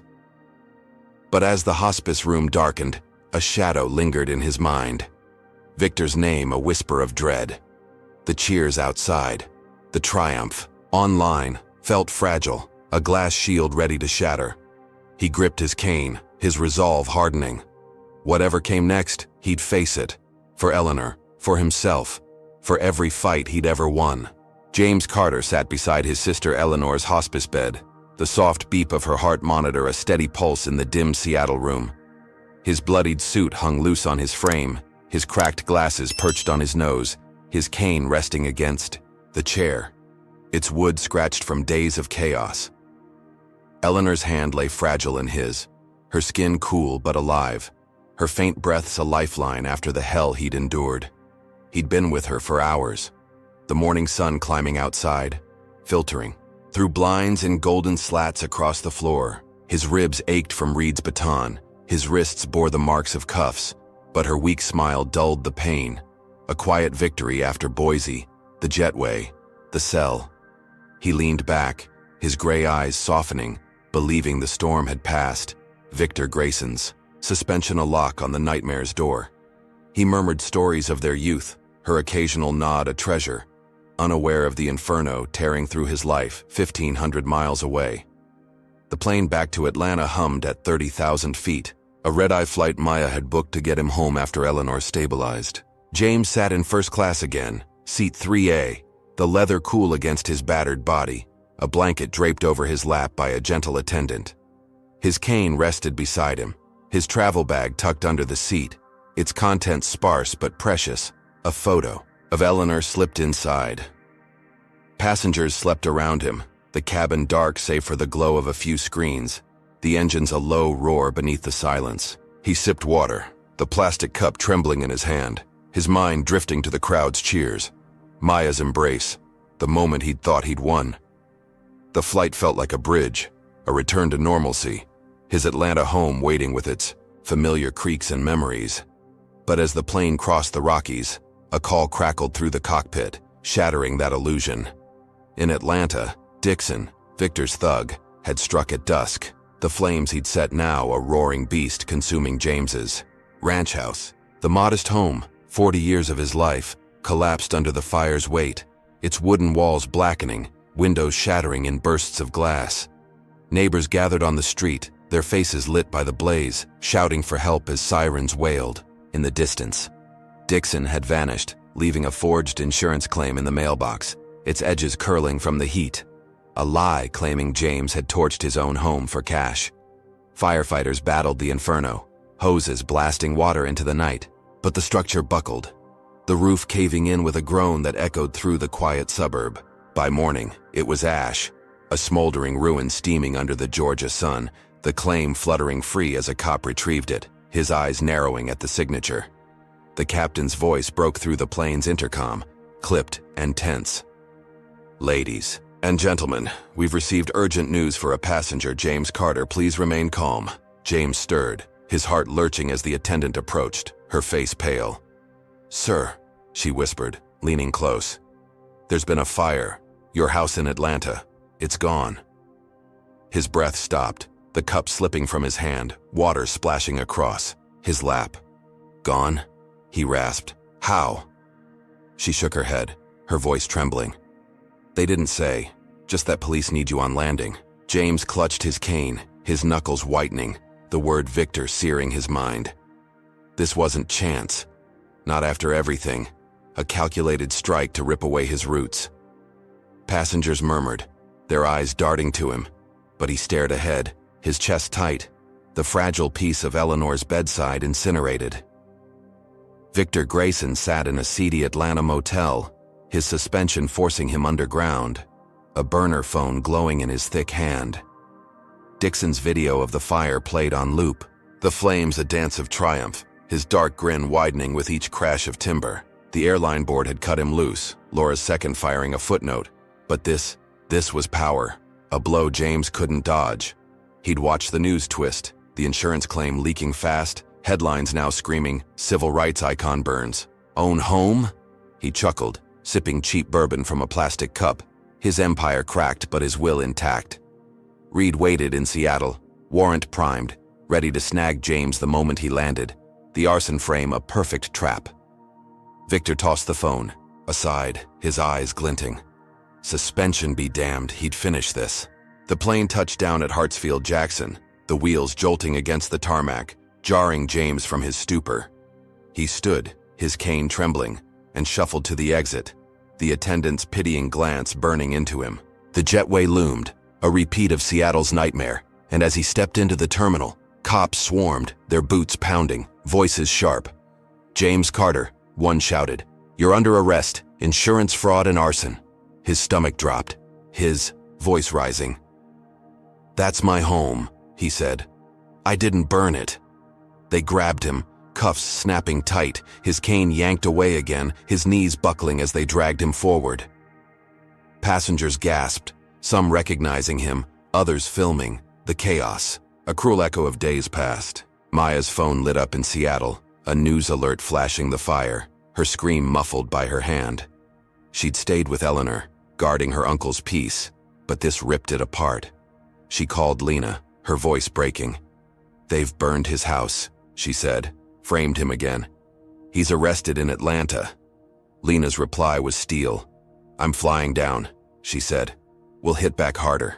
But Maya's hackers traced Dixon's burner to Victor, the arson's architect unmasked, though he'd vanished, a ghost in the wind. Laura surfaced on a cable news show, her face powdered, her smirk subtle. "James planned it all," she said. "Played. The victim for sympathy, I saw his temper."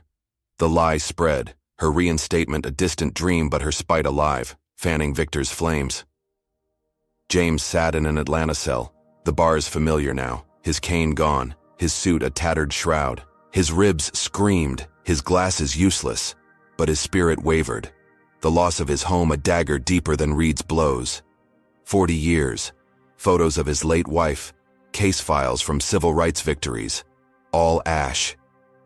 He pressed his forehead to the wall, his breath hitching, Eleanor's face his only anchor. Trial loomed, a fraud charge that could lock him away for life, Victor's revenge a vice tightening around him. He'd thought Seattle was the end, thought Maya's leaks had won, but this was worse, a personal annihilation stripping him bare. Victor hid in the motel, his bourbon bottle half empty, his grin fading as Maya's team pushed back online.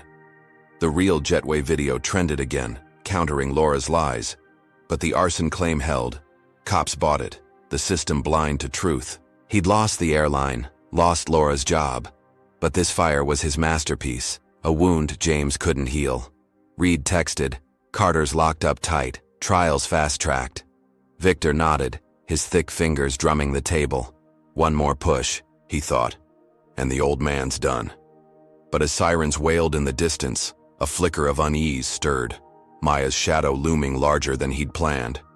James curled his hands into fists, his nails digging into his palms, the cell's chill, sinking into his bones. He'd lost his home, his freedom again, his sister's time ticking away in Seattle. The crowd's cheers, the online support, felt hollow now, drowned by Victor's relentless hate.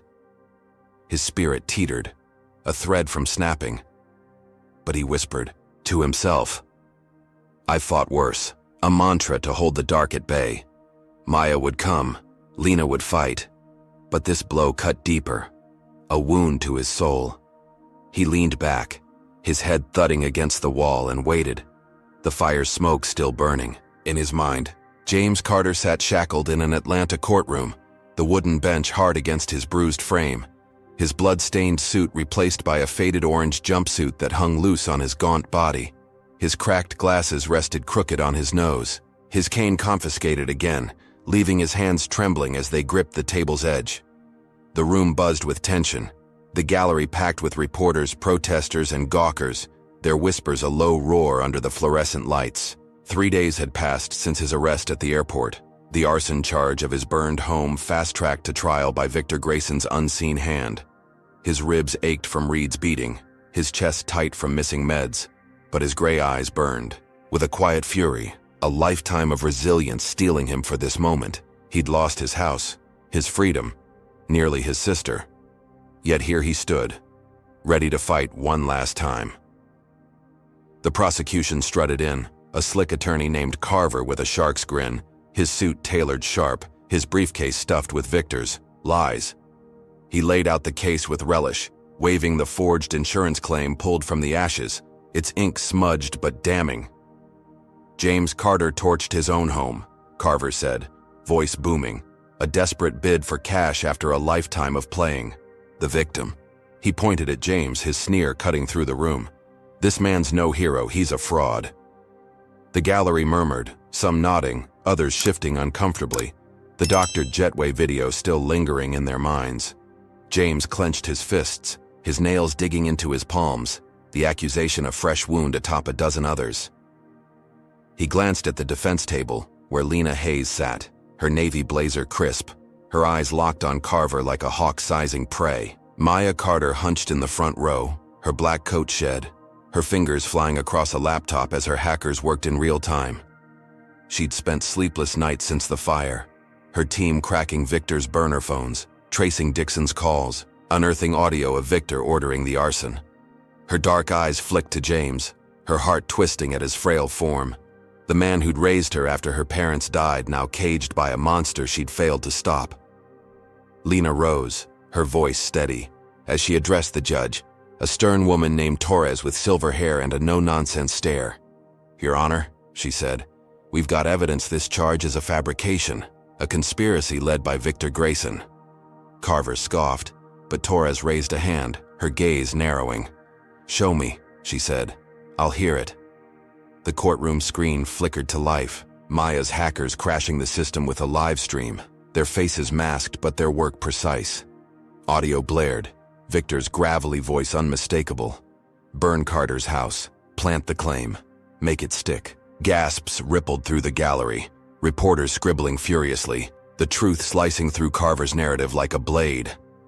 Lena piled on, presenting phone logs, bank transfers to Dixon, emails tying Victor to Reed and Judge Pierce. "This is a vendetta," she said, pointing at James, a man targeted for his race, his courage, his refusal to bow. James sat taller, his chest swelling despite the pain, her words a lifeline pulling him from despair. Carver scrambled, his polish cracking, stammering about chain of custody, but the audio's clarity drowned him out.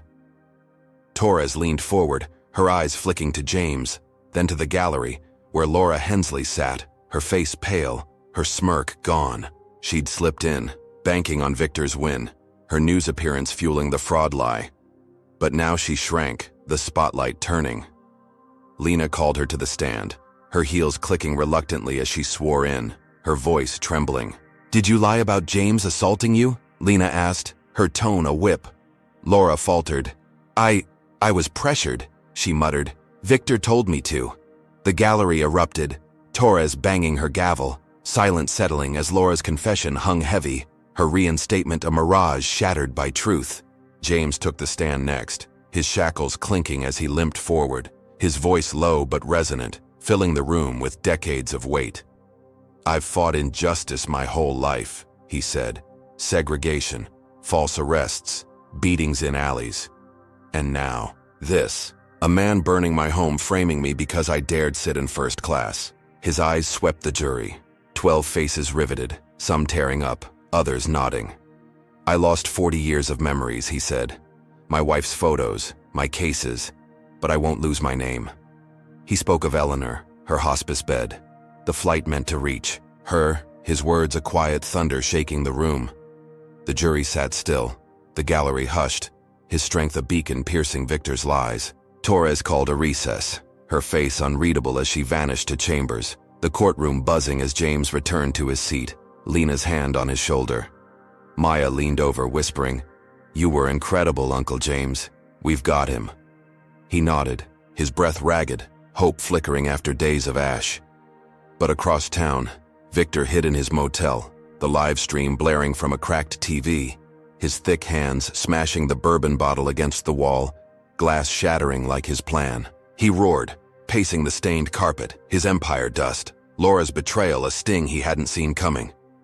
He grabbed his burner, texting Reed, "Get out, it's over." But Reed didn't reply, already gone, leaving Victor alone. The jury filed, back, their faces solemn, the foreman standing with a paper trembling in his grip. "Not guilty," he said, the words a hammer breaking Victor's chains. Cheers erupted, Maya leaping up, tears streaming as she hugged Lena, James exhaling a sob, his head bowing. Torres banged her gavel, ordering silence, then turned to Carver. "Where's Grayson?" she demanded. "This court wants him." A bailiff stepped forward. Victor's been spotted, arrested mid-escape at a bus station, fleeing with a fake ID. The gallery gasped, James lifting his eyes, a weight lifting as Victor's fall landed hard. Laura slunk out, her career ashes, her lies exposed, the news cameras now her hunters. James stood as the cuffs came off, his legs shaky but his spine straight. The jumpsuit swapped for a spare suit Lena brought, its gray fabric a shadow of his old dignity. He gripped his cane, returned at last, and walked free, the crowd parting, their applause a wave carrying him out. Victor sat in cuffs miles away, his motel hideout raided, his burner seized, his dark grin gone, replaced by a scowl as cops read his rights. The airline crumbled under lawsuits, its board resigning, Laura's face plastered online as a villain unmasked. James stepped into the sunlight, Maya at his side, believing the war was won, the enemy vanquished. But as he reached the car, a clerk handed him a sealed envelope, slipped from Victor's cell before the arrest, its edges worn, his name scrawled in thick ink. James tore it open, his breath catching at the words inside. Check your sister's hospice bill, a cryptic jab that chilled his blood. He clutched the note, his cane trembling. Victor's final play a shadow he couldn't shake. The victory felt hollow, a trap still ticking. But he squared his shoulders, his voice firm. Take me to Eleanor, he told Maya. I need to see her now. She nodded, her eyes narrowing. The fight not over. The note a thread to unravel. James slid into the car, the courthouse fading behind, his heart heavy but unbroken. He'd faced the fire, the cell, the lies, and stood tall, his name cleared, his spirit aflame Victor couldn't douse. But the note burned in his pocket, a whisper of dread, a hint that this wasn't the end. He'd won the battle, reclaimed his truth. But as Atlanta's skyline loomed, he braced for one last blow, a warrior ready, always ready. James Carter stepped out of the car at the Seattle hospice, the late afternoon sun dipping low, casting a warm glow over the brick building where his sister Eleanor lay. His gray suit, a spare from Lena Hayes, hung slightly loose on his battered frame, his cane tapping a slow rhythm against the pavement, his cracked glasses slipping down his nose. The courtroom victory in Atlanta still hummed in his veins. Victor Grayson's arrest a weight lifted, the cheers of the crowd a shield against days of hell. But the envelope from Victor slipped from his cell, burned in his pocket, its cryptic words, check your sister's hospice bill, gnawing at his gut.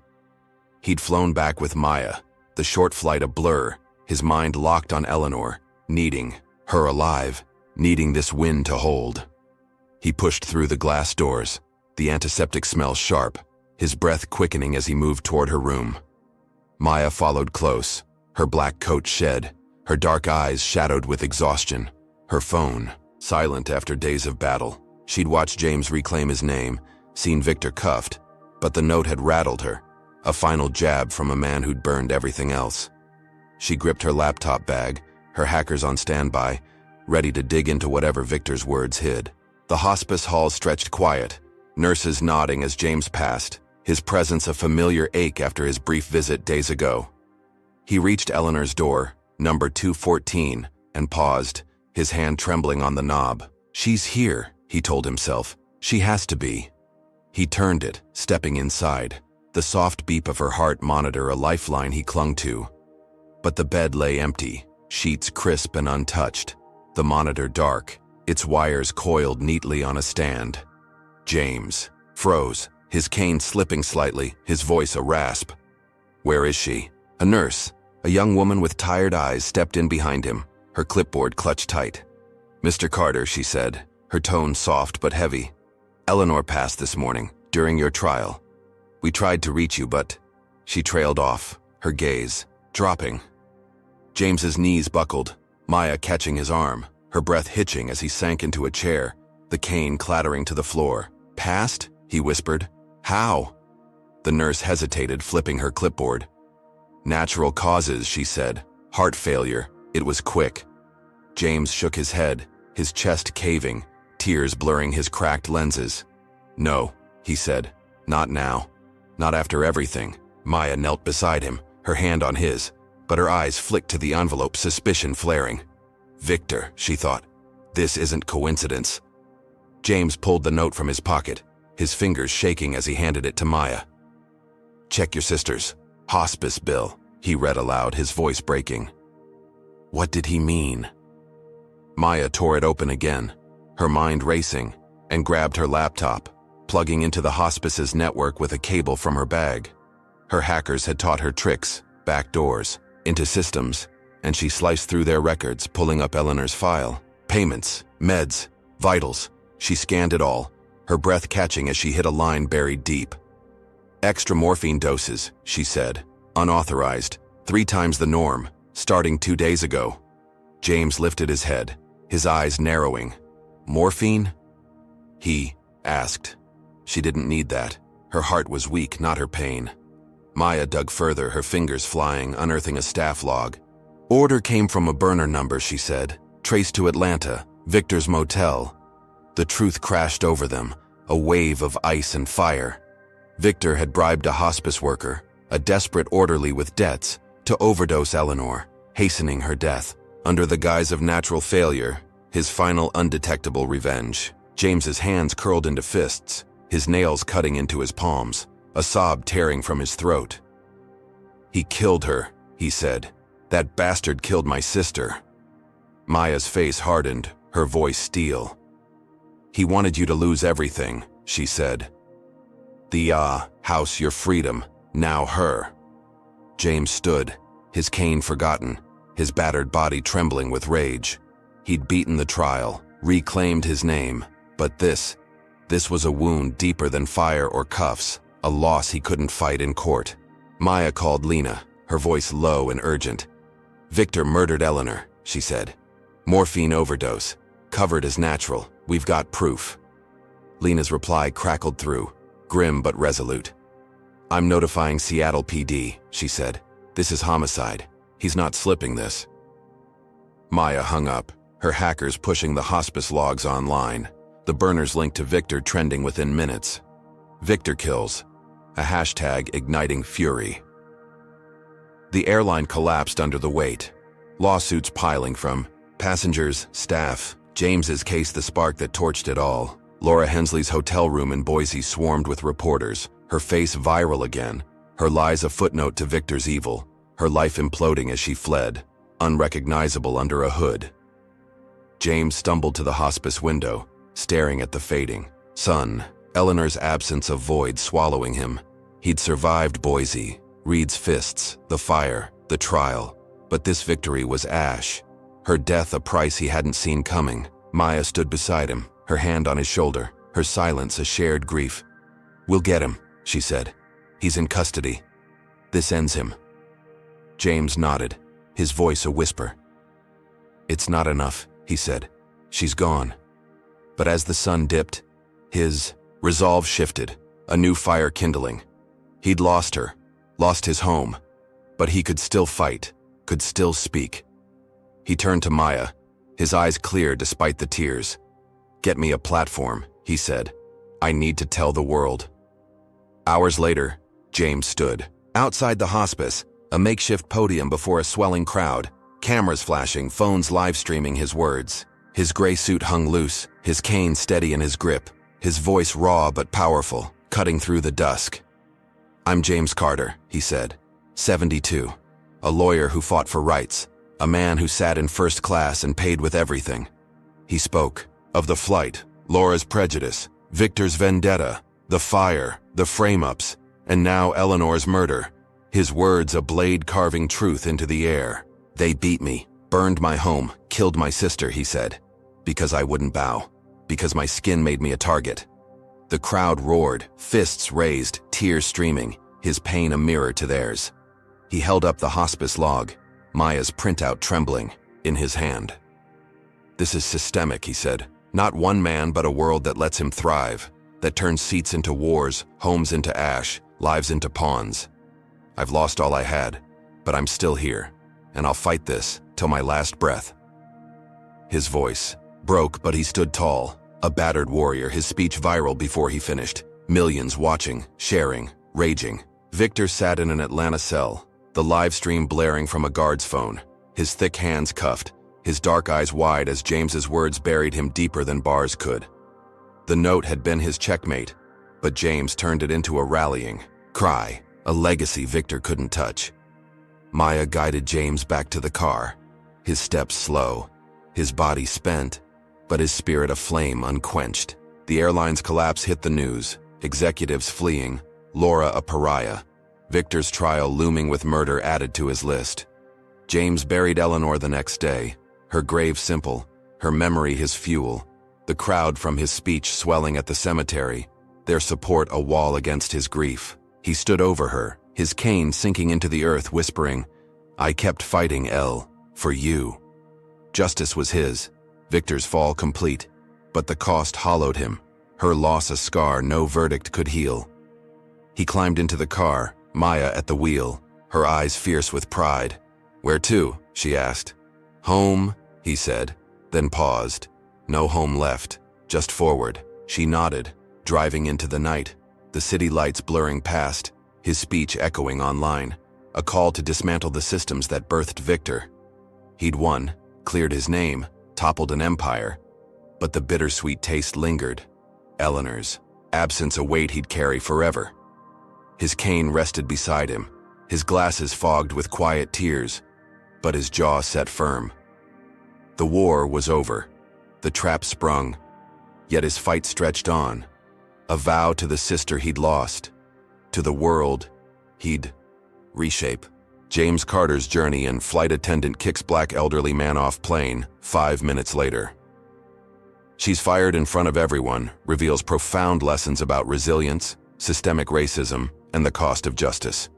First, it underscores the enduring strength of the human spirit. James, a 72-year-old civil rights lawyer, faced relentless attacks, humiliation, false arrests, a burned home, and his sister's murder. Yet he stood firm, turning pain into a powerful stand against injustice.